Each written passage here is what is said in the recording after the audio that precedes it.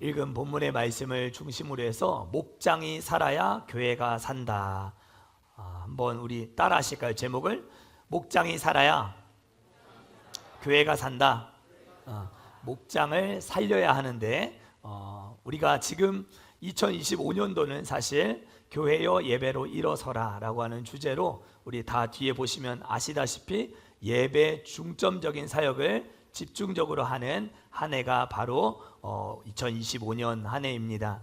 그런데 예배에 힘을 주어서 2025년도 달려가려고 하다 보니까 우리 성도들의 이 조직이 좀 잘 갖추어지는 것이 꼭 필요하겠다라는 생각이 들었습니다. 그래서 이 조직을 잘 갖추기 위해서는 목장을 잘 세팅을 해야 되는데 이 일도 우리가 함께 병행해 나가면서 하려고 하다 보니까 사실은 이 목장 중심의 사역은 올 연말에나 우리가 이제 드라이브를 걸어야 되는 일이에요. 그렇지만 우리가 후반기를 앞두고 2025년도 2학기를 앞두고 우리 전반기를 매듭 짓는 이 자리에서 목장을 새롭게 편성하고 세팅을 잘 해서 후반기와 2026년도를 잘 준비해 나가면 좋겠다라는 생각이 들어서 오늘은 이제 성경 속 예배자 시리즈 설교를 잠시 접어두고 목장과 관련되어 있는 설교를 몇 주 동안 우리가 함께 나눠 보면서 5월 한 달 동안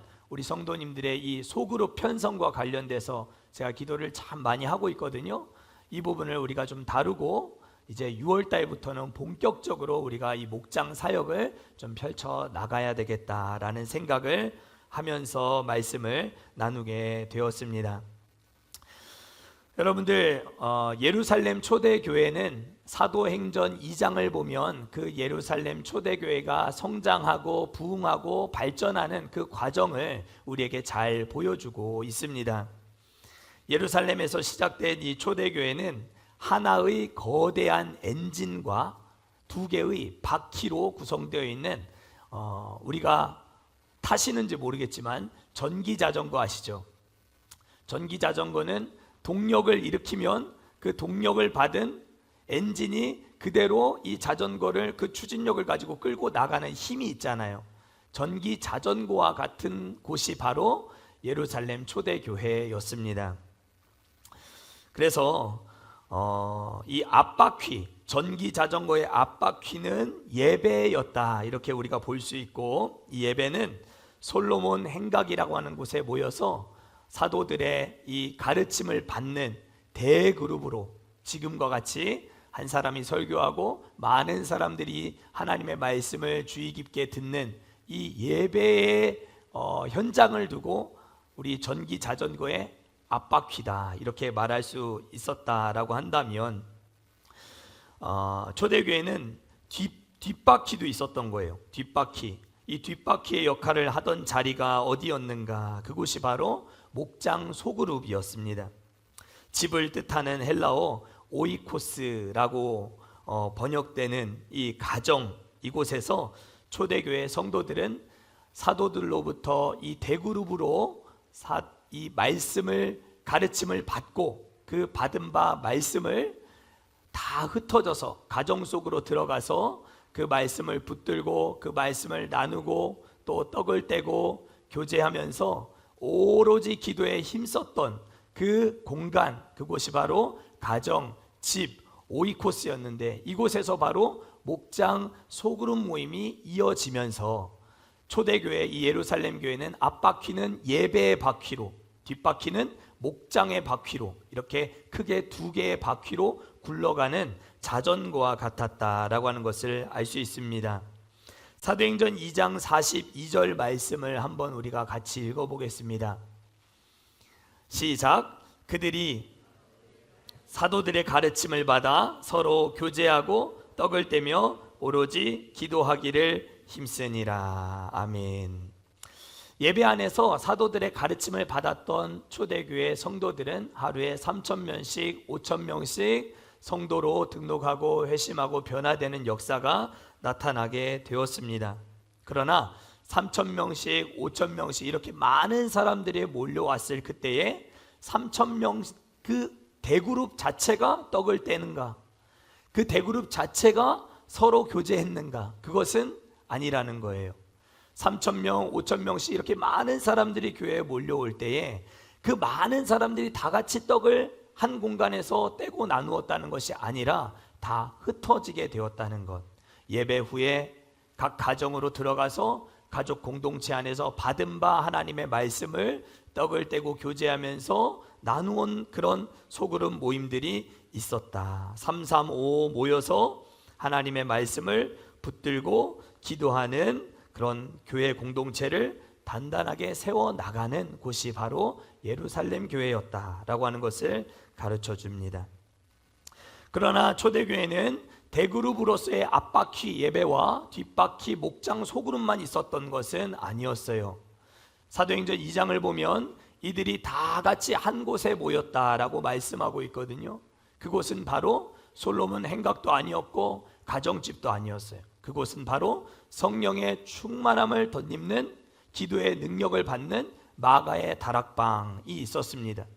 그러니까 성령의 능력을 받게 되는 기도의 자리, 이 마가의 다락방은 이 초대교회의 엔진, 동력을 일으키는 원동력을 마련하는 곳이었다라고 한다면 그 기도하는 공동체에 속한 사람들이 말씀을 듣고 소그룹으로 흩어져서 목장 모임을 하는 가운데 교회가 전기 자전거와 같이 이렇게 잘 주행할 수 있게 되었다라고 하는 것을 우리는 사도행전 2장의 말씀들을 통해서 알게 되는 것이죠.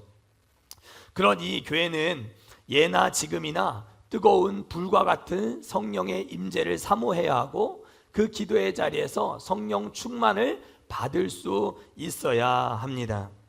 대그룹으로 모여서 사도들의 가르침, 설교의 말씀을 통해서 하나님의 은혜를 받는 자리가 있어야 하고, 여러분들이 받은 바 하나님의 말씀을 여러분들의 입술로 또 여러분들이 소화한 말씀을 가지고 나누는 자리가 있어야 한다라고 하는 것이죠.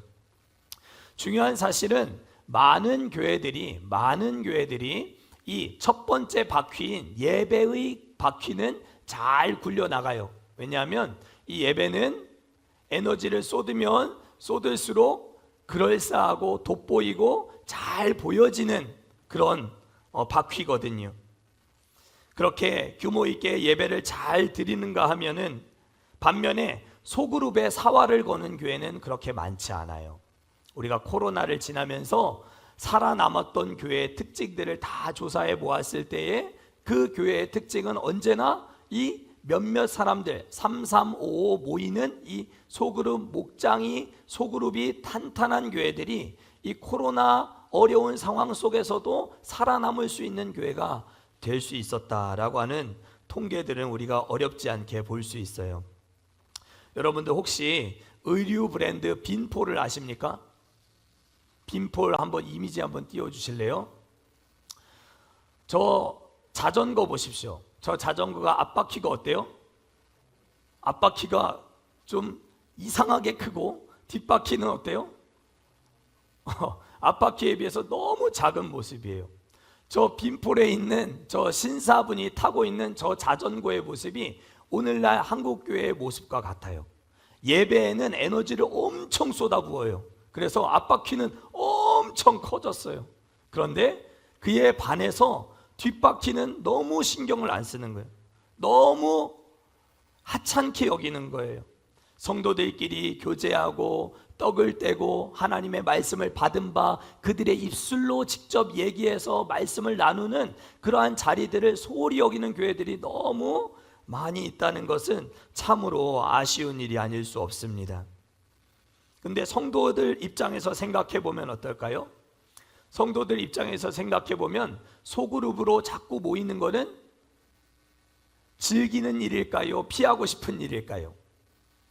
여러분들은 소그룹 목장 모임 한다고 하면 다 들어가고 싶으세요? 아니면 좀 참석을 안 하고 싶으세요?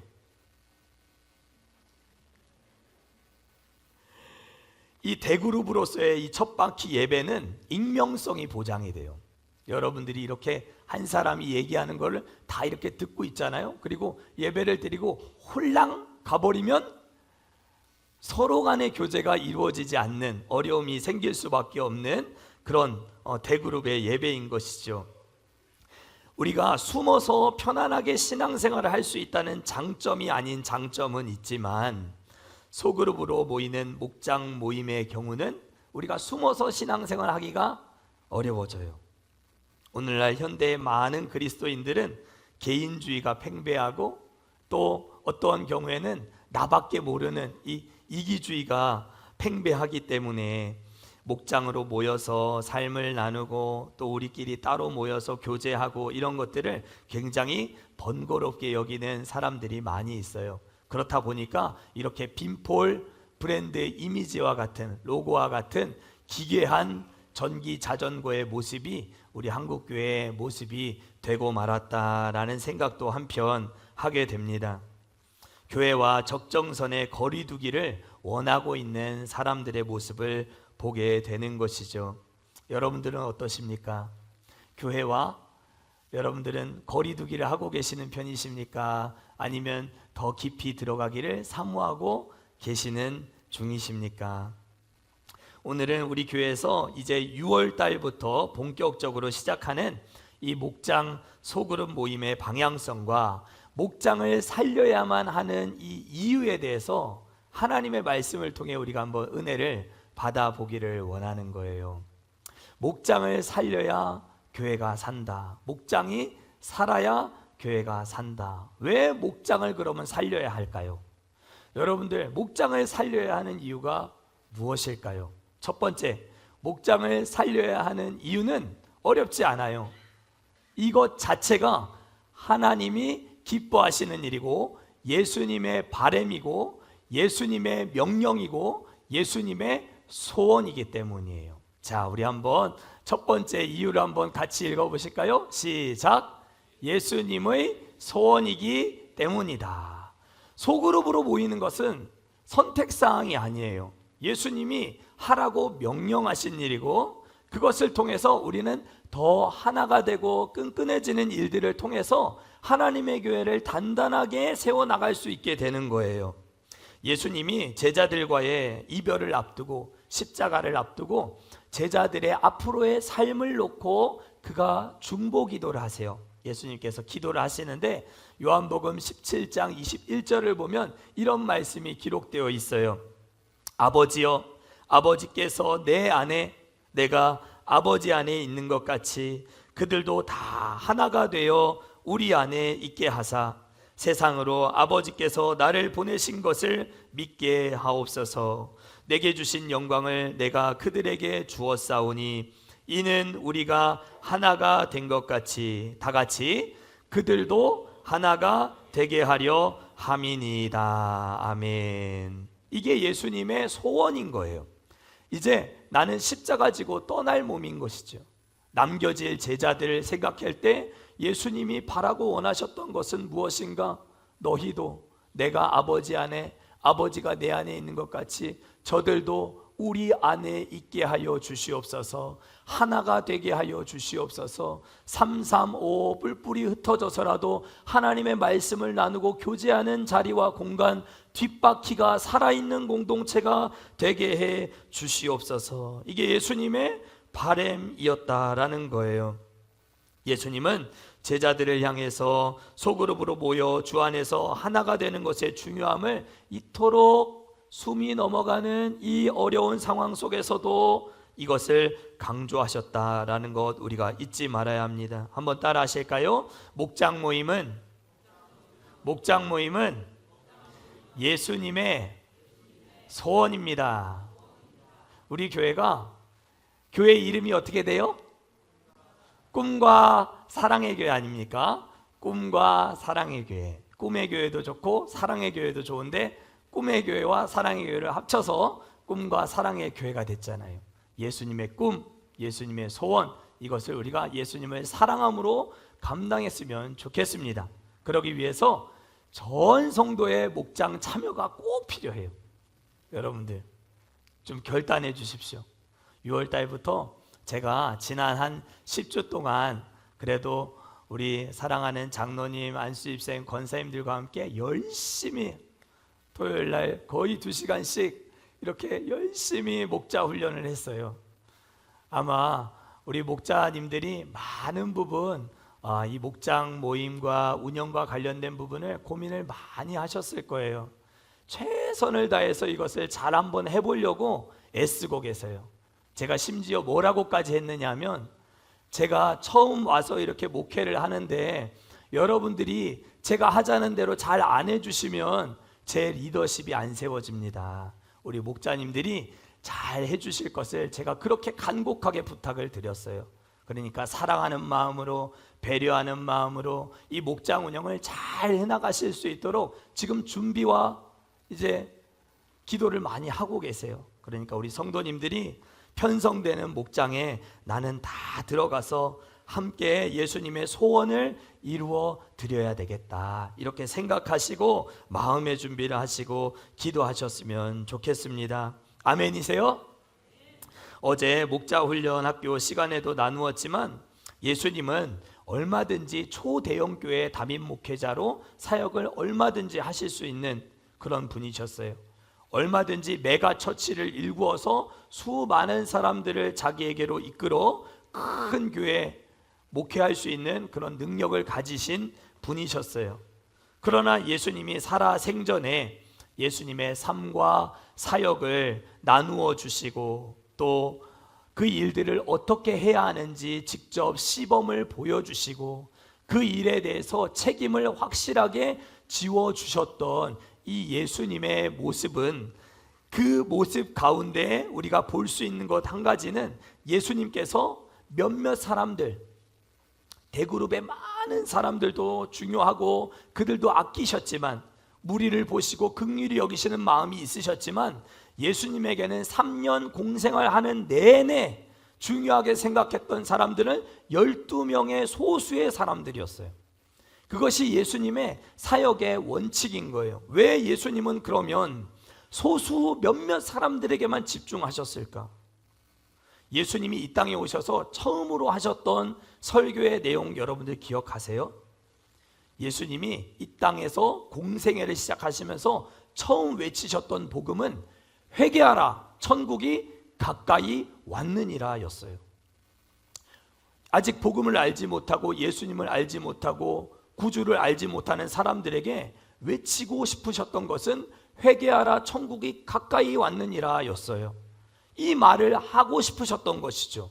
그렇다면 예수님은 많은 사람들을 동원해서 회개하라, 천국이 가까이 다가왔다, 천국이 가까이 왔다, 하나님의 나라가 임한다, 이렇게 하실 수도 있잖아요.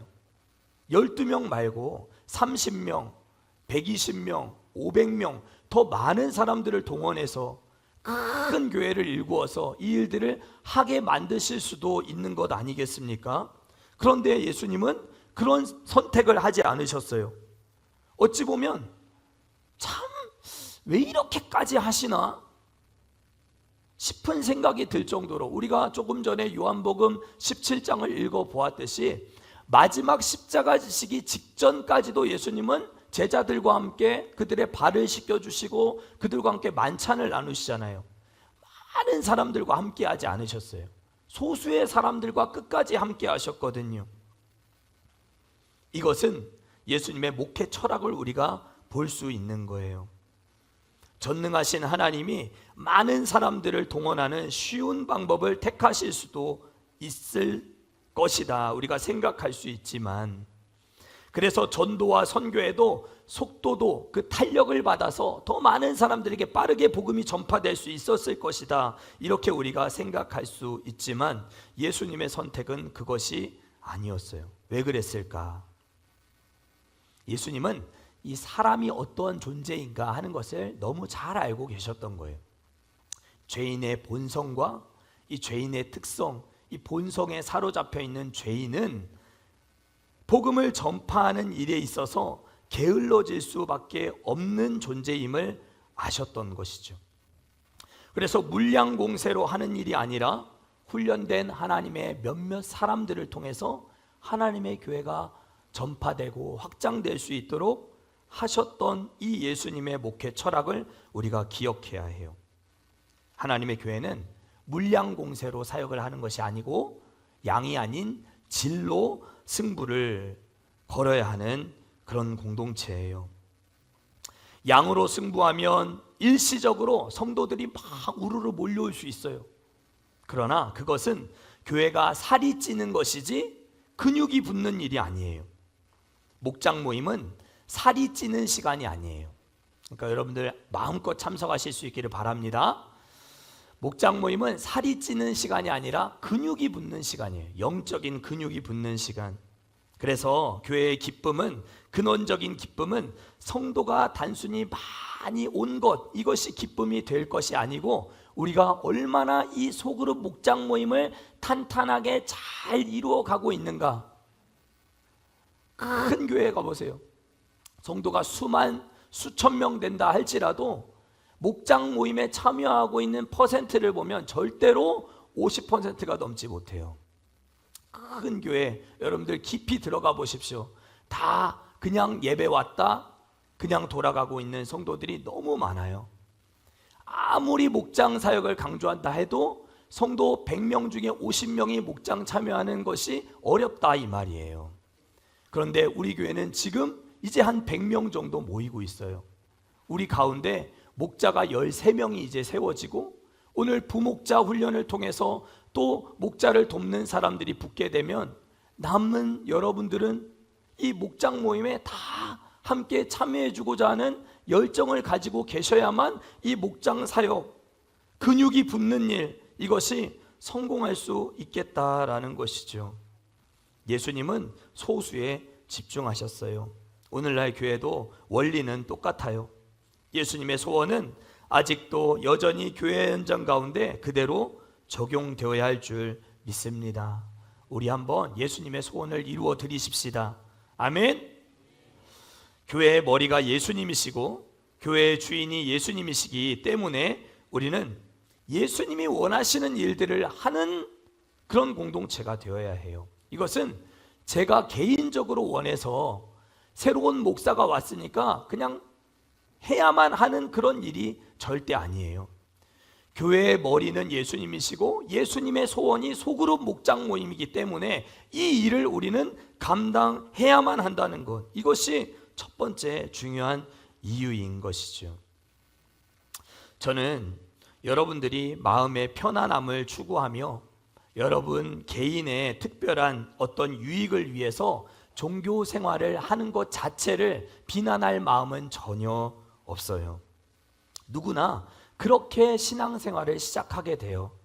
뭐 처음부터 나는 막 예수님을 위해 죽어야 되겠다, 예수님 위해 순교해야 되겠다라고 생각하고 신앙생활 시작하는 사람은 별로 없어요. 아주 없는 것은 아니지만 거의 없어요. 여러분들은 아마 불안한 마음, 또 혹은 죽음에 대한 공포, 또 삶에 여러 가지 일어나는 어려운 문제들 가지고 이 문제를 주 앞에 나와서 좀 교회 가면 뭔가 특별한 뭔가가 있을까?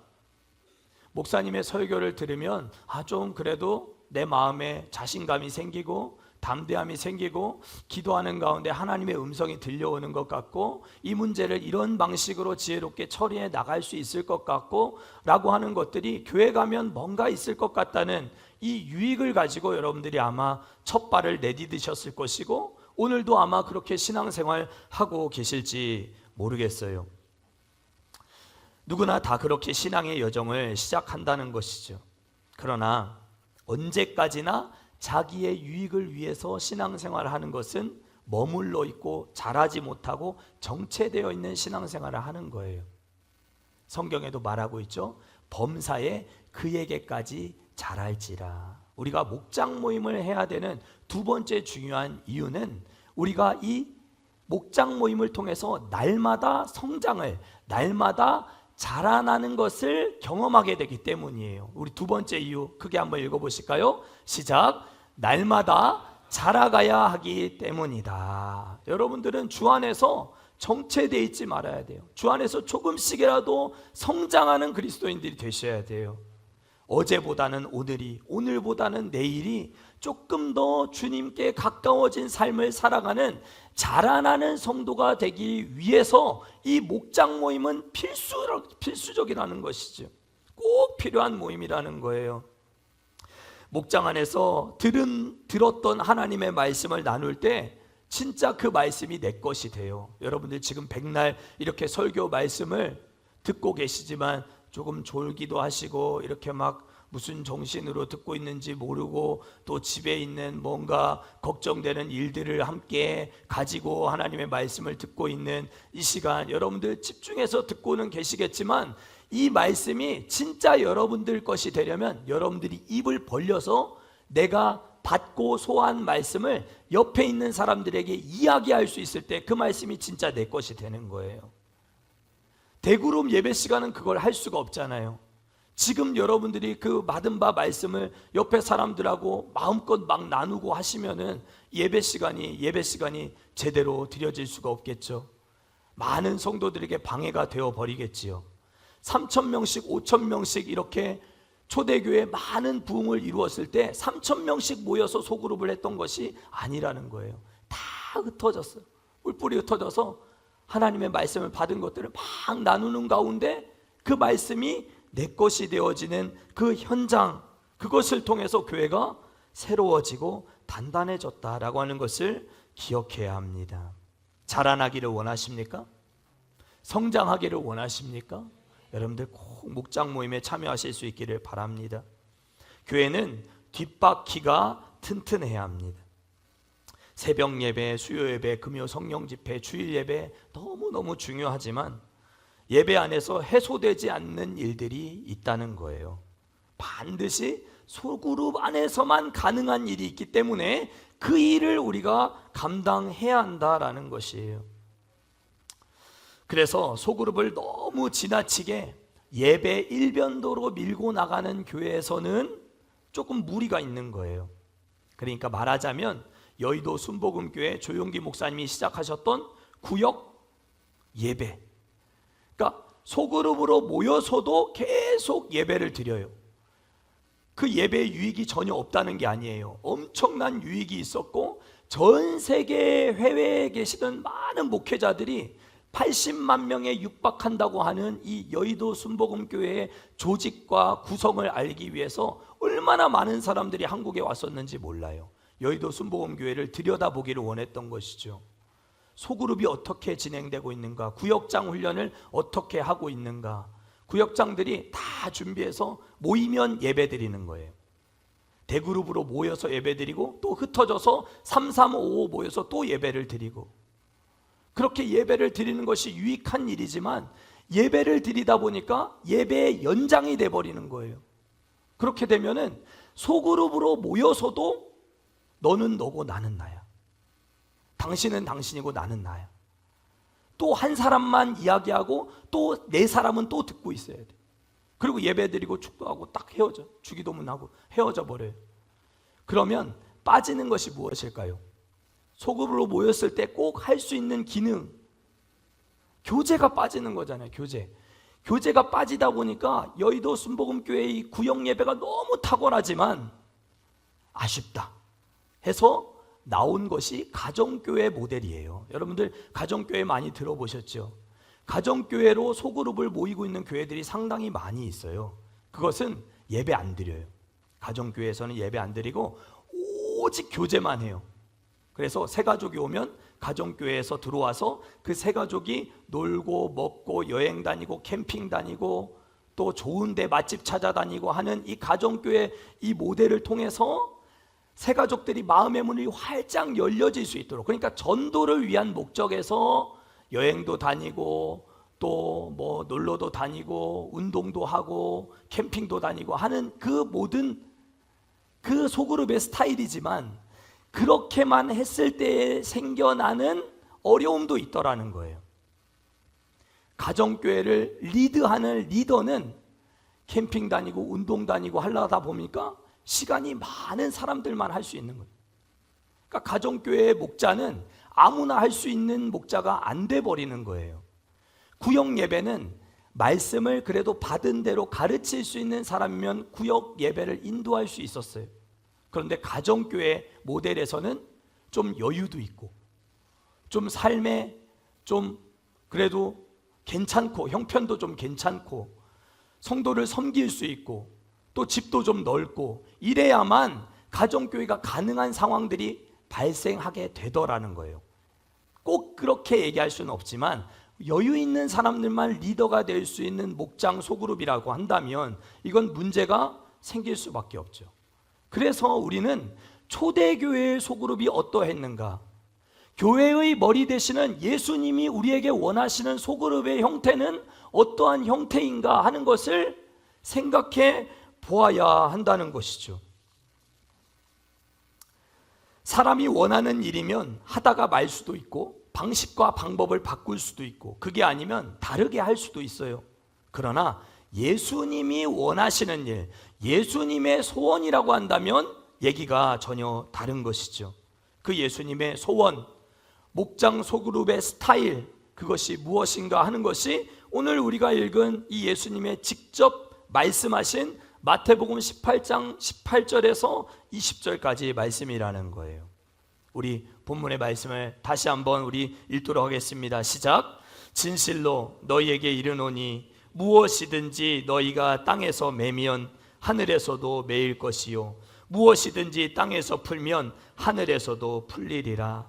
진실로 다시 너희에게 이르노니 너희 중에 두 사람이 땅에서 합심하여 무엇이든지 구하면 하늘에 계신 내 아버지께서 그들을 위하여 이루게 하시리라.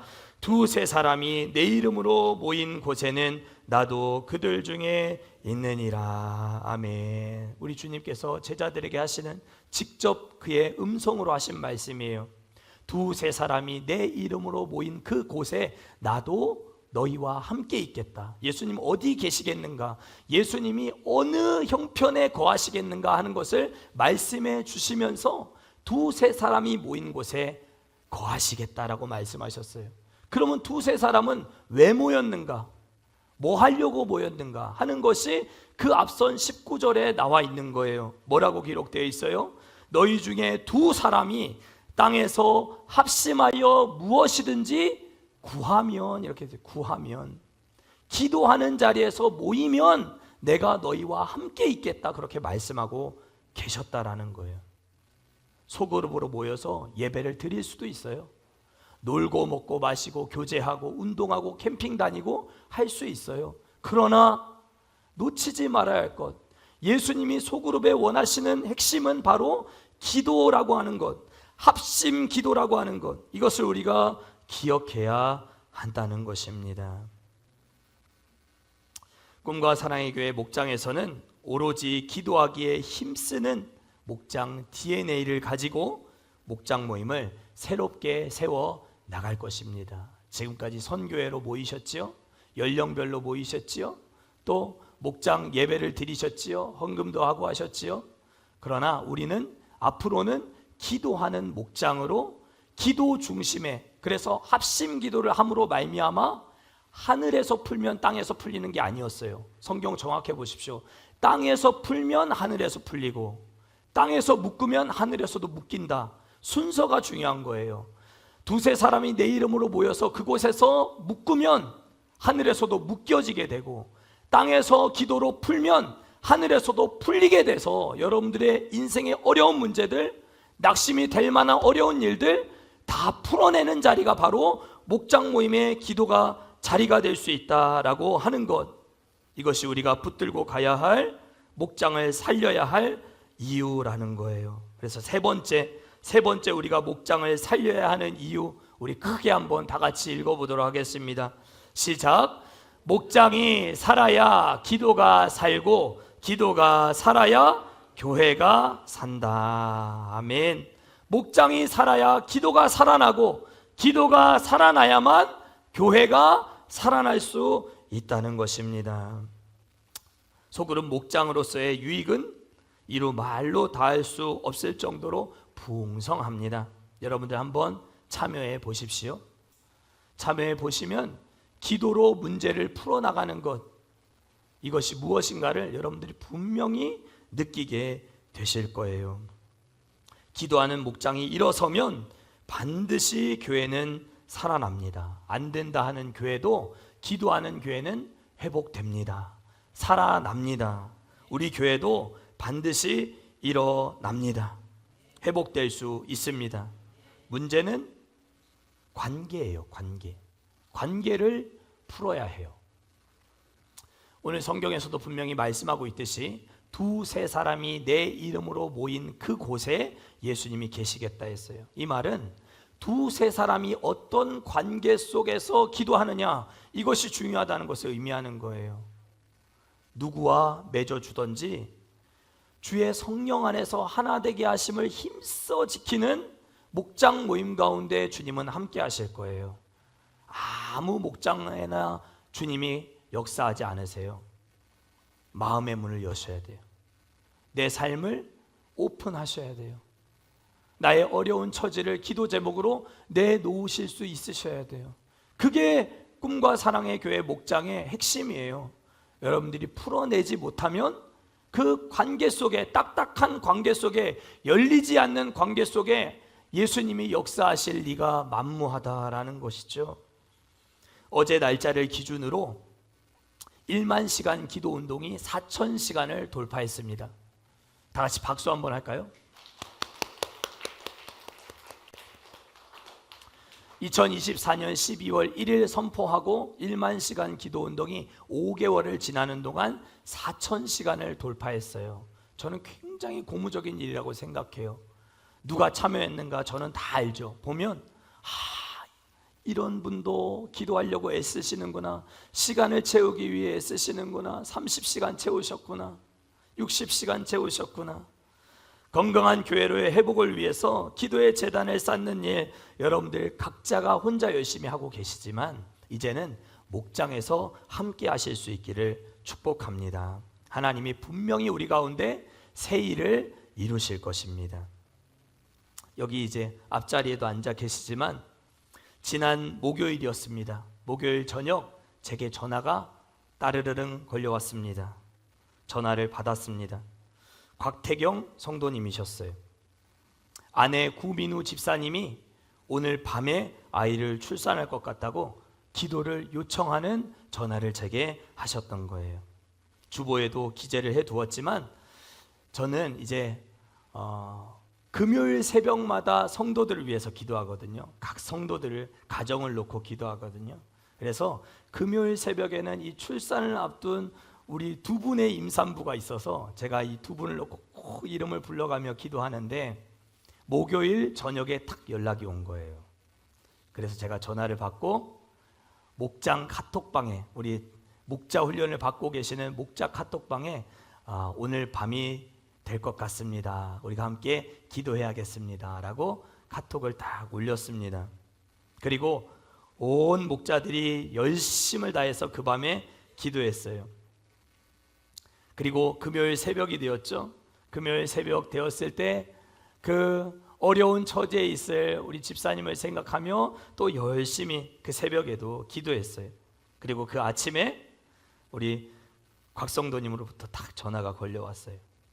아내가 순산을 잘 하였다고, 딸 예동이를 잘 출산하게 되었다고 연락을 받았는데 얼마나 마음이 기쁘고 행복했는지 몰라요. 우리가 오랫동안 기도해왔던 기도 제목이었잖아요.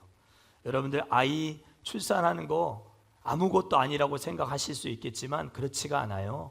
굉장히 어려운 일이고 하나님이 함께 하셔야만 가능한 일인 거예요. 그 일을 놓고 우리 교회가 기도를 해왔고 그 기도한 대로 역사하신 하나님을 저는 이번 한 주간도 만날 수 있었습니다. 우리 이 일을 위해서 수고하신 우리 집사님, 우리 성도님이 또 여기 오셨어요. 우리 곽태경 성도님 박수 한번 하겠습니다.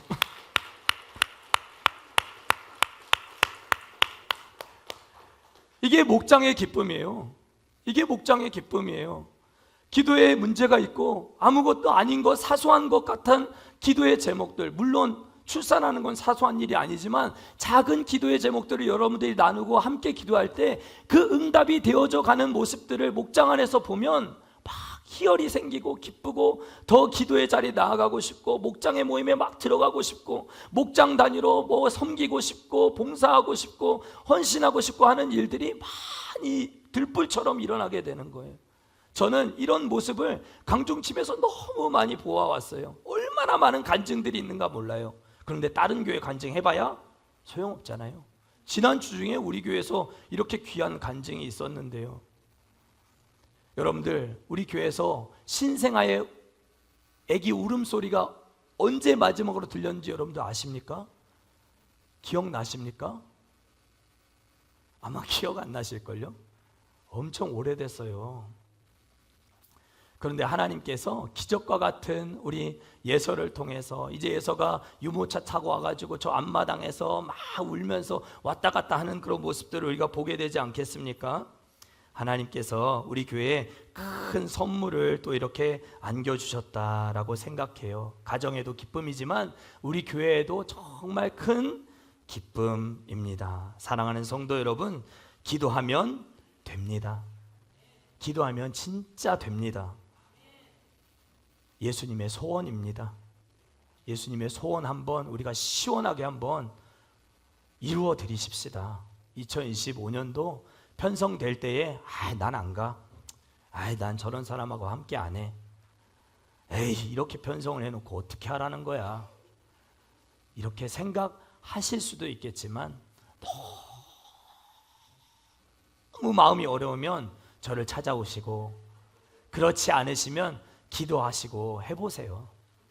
하나님 다 도와주십니다. 아멘.